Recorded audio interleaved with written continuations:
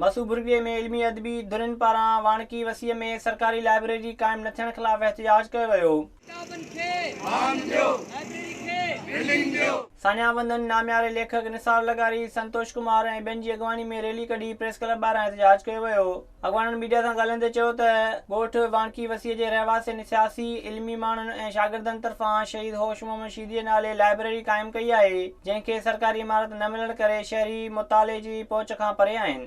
हिन दौर में जॾहिं नौजवान नस्ल तबाही जे किनारे ते पहुची वियो आहे, हितां जा माण्हू रोशन ख़्याल माण्हू जेके आहिनि से उहो मुतालबो करे रहिया आहिनि त ख़ुदारा असांखे किताब पढ़ण जे लाइ ॾियो, असांखे किताब पढ़ण जे लाइ ॾियो।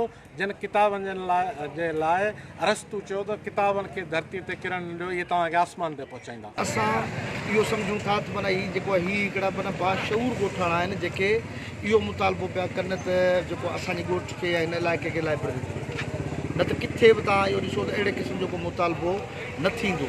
हुननि चयो त चूंडियल नुमाइंदनि जी दिलचस्पी न हुअण करे नौजवान इल्मी अदबी ऐं शऊरी ॼाण खां महरूम आहिनि।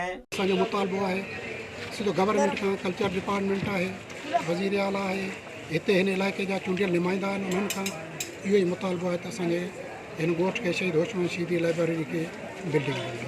एहतियात करण घुर कई त नोटिस वठी लाइब्रेरी जी इमारत अॾावत कराए ईंदड़ नस्ल खे इल्म अदब ऐं शऊर सां मुनवर कयो वञे।